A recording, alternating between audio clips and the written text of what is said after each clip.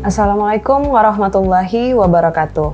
Nama saya Sabrina Sinta Dewi SPD MPD, NIDN 0005109301, dosen jurusan Teknik Informatika dan Komputer Fakultas Teknik Universitas Negeri Makassar. Pada video pembelajaran kali ini, saya akan mengajarkan mata kuliah pengantar ilmu komputer berbasis teori dengan bobot 2 SKS. Adapun materi pembelajaran pada pertemuan kali ini yaitu akan membahas terkait dengan CPU atau Central Processing Unit, memori utama, dan sistem bus. Capaian pembelajaran pada mata kuliah pengantar ilmu komputer ini yaitu mahasiswa mampu menganalisis dan menjelaskan bagaimana komputer akan memproses dan mengolah data. Dengan tujuan pembelajaran yaitu yang pertama, mahasiswa mampu menganalisis dan menjelaskan cara kerja CPU atau Central Processing Unit. Yang kedua, mahasiswa mampu menganalisis dan menjelaskan fungsi dan cara kerja dari memori utama. Dan yang ketiga, mahasiswa mampu menganalisis dan menjelaskan fungsi dan cara kerja dari sistem bus. Adapun pokok bahasan yang akan dijelaskan yaitu yang pertama terkait dengan CPU atau Central Processing Unit, yang kedua memori utama, dan yang ketiga sistem bus. Model pembelajaran yang akan diterapkan pada mata kuliah pengantar ilmu komputer ini yaitu blended learning yang menggabungkan pembelajaran tatap muka secara langsung sebesar 70% dan juga kelas asinkronus 30%. Dengan memanfaatkan media LMS Syam-Oke sebagai media pembelajaran mandiri mahasiswa. Metode pembelajaran yang akan diterapkan yaitu ceramah, tanya jawab, dan juga dilanjutkan dengan diskusi, serta tugas yang akan diberikan dalam bentuk case-based learning. Interaksi antar dosen dan mahasiswa menggunakan pola pengajaran DIA, yaitu delivery. Nantinya dosen akan memaparkan materi sesuai dengan topik yang diajarkan. Selanjutnya interaction, yaitu mempersilahkan kepada mahasiswa untuk bertanya, mengemukakan pendapat, memecahkan masalah, dan memberikan solusi. Dan selanjutnya yaitu assessment. Sistem penilaian pada mata kuliah ini yaitu dinilai dari sikap selama perkuliahan, kehadiran sebesar 10%, tugas 10%, dan juga kuis 10%, serta UTS 35% dan UAS 35%. Untuk itu, marilah kita menyaksikan video pembelajaran pada mata kuliah pengantar ilmu komputer ini. Ya, bismillahirrahmanirrahim. Assalamualaikum warahmatullahi wabarakatuh. Waalaikumsalam warahmatullahi wabarakatuh. Ya, alhamdulillah, puji syukur kita panjatkan kehadirat Allah Subhanahu wa taala sehingga pada pagi hari ini kita masih diberikan kesehatan, kesempatan untuk melaksanakan perkuliahan pada mata kuliah pengantar ilmu komputer. Ya, sholawat dan salam tak lupa pula kita kirimkan kepada junjungan Nabiullah Muhammad SAW ya, sebagai suri tauladan bagi kita semua. Ya, adik-adik, seperti biasa sebelum kita memulai perkuliahan, kita berdoa terlebih dahulu sesuai dengan agama dan keyakinan kita masing-masing. Ya, berdoa dimulai. Ya, selesai. Amin, amin ya robbal alamin. Ya, gimana kabarnya semua hari ini? Alhamdulillah ya, semoga semuanya dalam keadaan sehat walafiat. Ya, sehingga dapat mengikuti perkuliahan dengan baik dan lancar ya hingga akhir semester nantinya ya. Oke, baik adik-adik, pada pertemuan sebelumnya ya kita telah membahas terkait dengan perangkat output ya. Sudah dikerjakan semua tugasnya kemarin di Syam-Oke? Sudah ya. Ya, masih ada yang ingat apa saja jenis-jenis perangkat output? Ada? Saya, Bu. Iya, oke, silahkan Fahrul. Baik, Bu, perangkat output yang pertama yaitu monitor yang dimana fungsinya untuk menghasilkan gambar. Kemudian yang kedua, perangkat output yang kedua yaitu printer yang fungsinya untuk mencetak dokumen. Kemudian yang ketiga speaker yaitu untuk menghasilkan suara dari audio. Ya, oke, bagus ya. Bagus ya, Fahrul tadi sudah disebutkan ya jenis-jenis dari perangkat output ya, di mana perangkat output ini dapat menghasilkan ya data baik berupa teks, gambar maupun juga suara ya. Oke, jadi sudah dimengerti semua terkait perangkat output? Ya, oke, baik. Nah, untuk hari ini ya materi kita itu terkait dengan fungsi dan cara kerja dari CPU ya. Nah, sebelumnya tujuan pembelajaran kita hari ini nantinya adik-adik akan diharapkan mampu menganalisis dan menjelaskan fungsi dan cara kerja CPU. Kemudian juga mahasiswa mampu menganalisis fungsi dan cara kerja dari memori, dan mahasiswa mampu menganalisis fungsi dan cara kerja dari sistem bus. Ya, adapun pokok bahasan kita tentu saja terkait dengan fungsi dan cara kerja CPU, dan kemudian fungsi dan cara kerja memori, serta fungsi dan cara kerja dari sistem bus ini. Oke, baik ya. Jadi itu tadi pokok bahasan kita. Kemudian tentu saja adik-adik sudah tidak asing ya dengan istilah Central Processing Unit ya.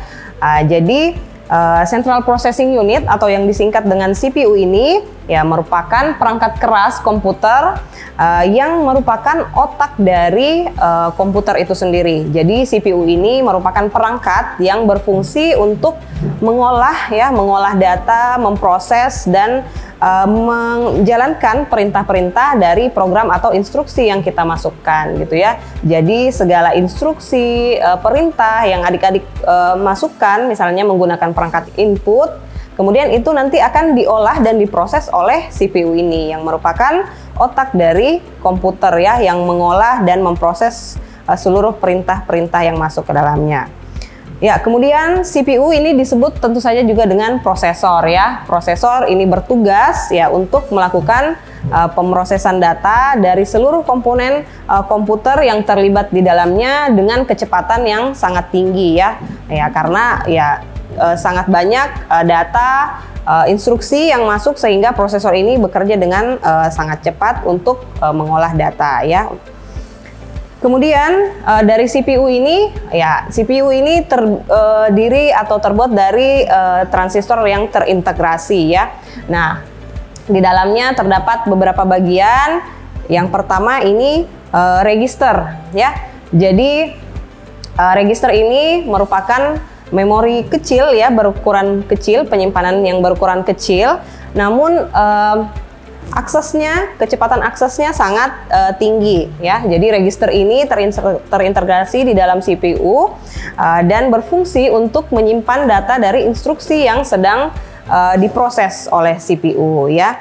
Jadi register ini sifat penyimpanannya bersifat sementara, hanya menyimpan data dari program yang sedang diolah oleh prosesor. Ya, dan juga register ini nantinya juga akan menyimpan data hasil pengolahan ya dari CPU tersebut. Ya, kemudian bagian yang kedua dari CPU adalah ALU atau yang disebut dengan Arithmetic Logic Unit ya. Jadi ALU ini merupakan bagian dari CPU yang berfungsi untuk mengolah data hasil pengolahan aritmatika dan logika ya. Jadi mungkin adik-adik pernah mempelajari di mata kuliah organisasi dan arsitektur komputer terkait dengan operasi aritmatika dan logika. Nah, itulah yang diolah oleh ALU ini ya, yang merupakan bagian dari CPU. Ya, jadi tugas lain juga ALU adalah melakukan keputusan ya, mengambil keputusan dari hasil pengolahan aritmatika dan logika. Dan ALU ini merupakan sirkuit CPU yang berkecepatan tinggi ya, berfungsi untuk menghitung dan membandingkan angka-angka digit biner ya, hasil pengolahan dari program yang dijalankan oleh komputer. Nah, kemudian komponen yang ketiga dari CPU yaitu control unit atau CU ya. Jadi CU ini berfungsi untuk menerjemahkan instruksi ya dari perangkat input atau dari segala proses yang ditampilkan oleh program, kemudian menjalankan perintah tersebut ya. Jadi control unit ini bertugas untuk mengatur jalannya program ya, baik dari instruksi yang masuk ke dalam CPU maupun instruksi hasil pengolahan dari CPU ini. Jadi control unit lah yang mengatur ya, mengontrol kerja dari CPU gitu. Jadi control unit ini berfungsi atau bertanggung jawab untuk mengambil instruksi-instruksi dari memori utama dan juga menentukan jenis instruksi berikutnya ya. Jadi bila ada instruksi perhitungan aritmatika, ya control unit lah yang mengontrol kemana hasil pengolahan tersebut akan dikirimkan.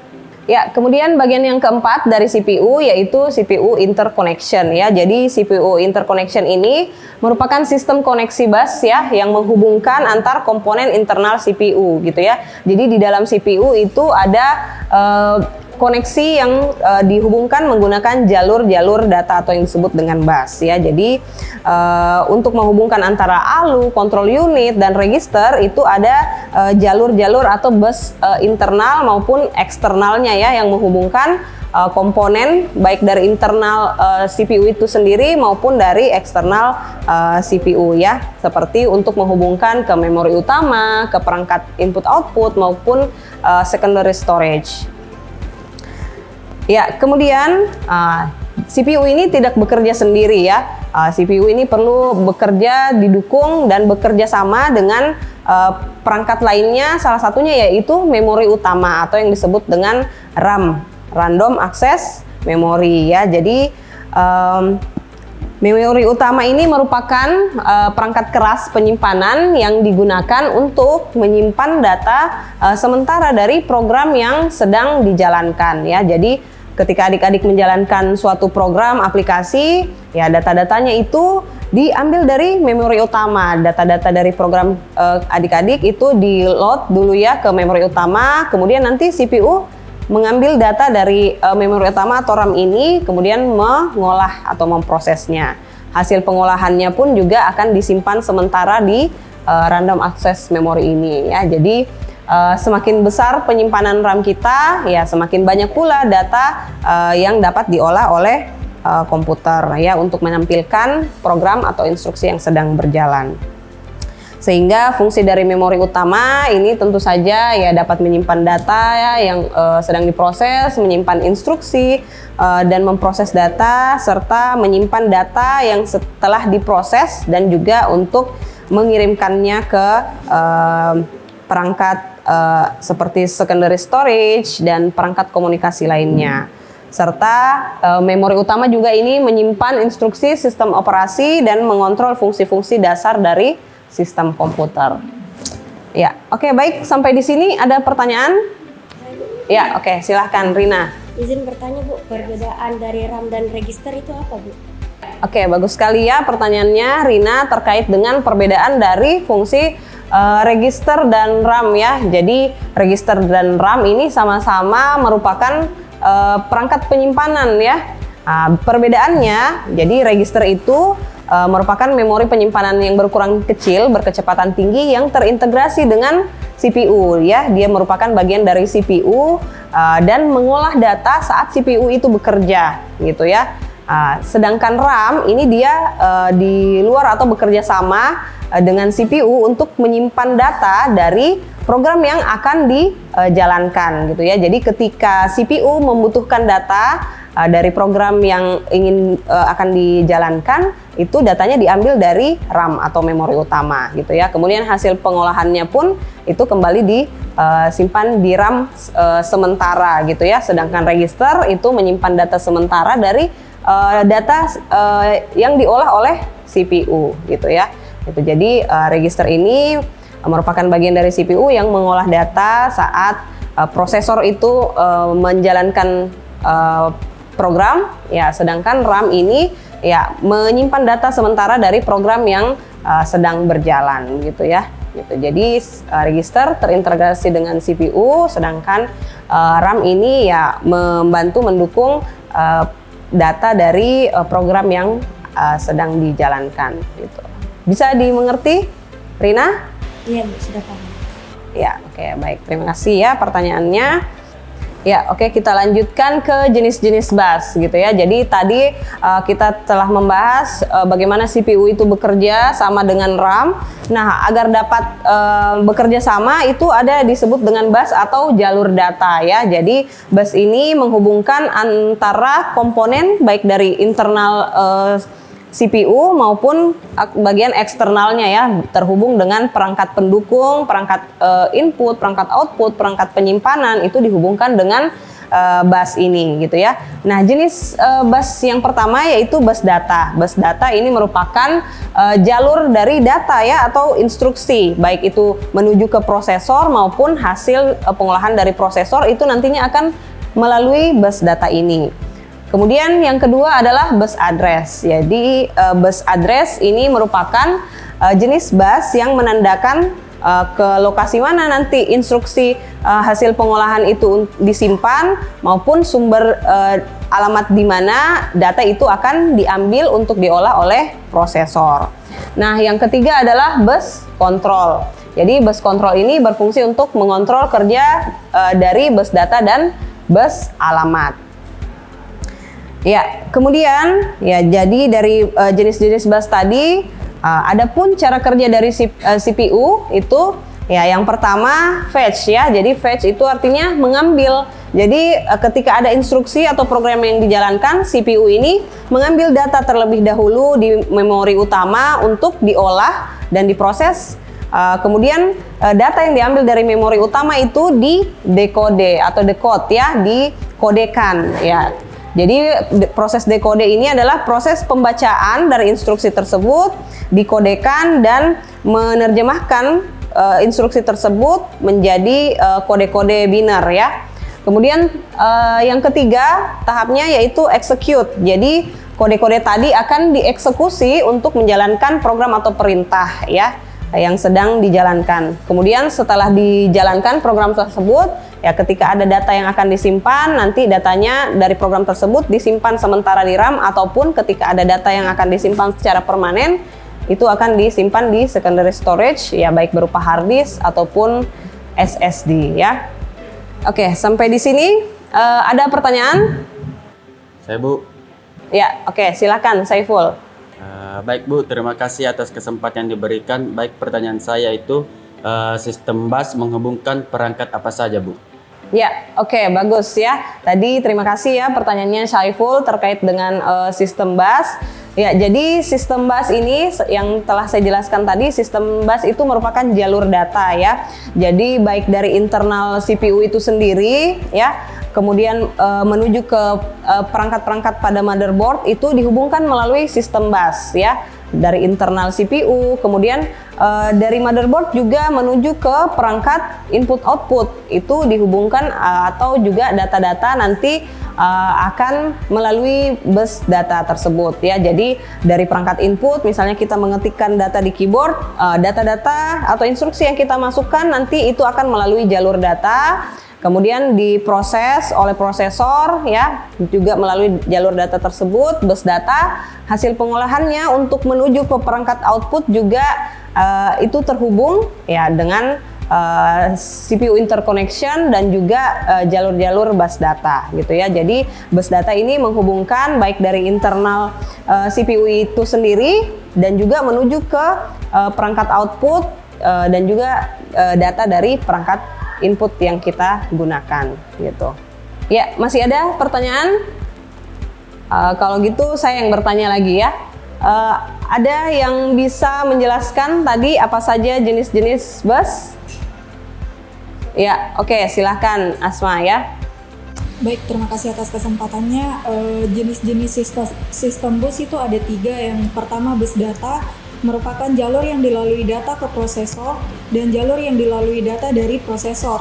Yang kedua ada bus address yang digunakan untuk menandakan lokasi sumber ataupun tujuan pada proses transfer data. Yang ketiga ada bus control yang digunakan untuk menentukan penggunaan dan akses bus data dan bus address. Ya, oke, bagus sekali ya Asma tadi penjelasannya terkait dengan jenis-jenis bus. Ya, jadi sudah paham terkait fungsi dan jenis-jenis dari bus data, bus alamat, dan bus kontrol ya? Ya, oke, baik. Ya, seperti janji saya, 4 pertemuan pertama kita akan mengadakan kuis. Ya, jadi adik-adik silahkan bisa menggunakan laptop ataupun handphone. Nanti bisa men-scan ya kode barcode berikut. Nanti bisa langsung masuk ke kuisnya ya. Jadi dimasukkan namanya, kemudian nanti diikuti kuisnya terkait dengan materi yang telah saya berikan. Ya, jadi adik-adik silakan dimasukkan kodenya ya dan dikerjakan kuisnya. Ya, silakan. Ya. Go.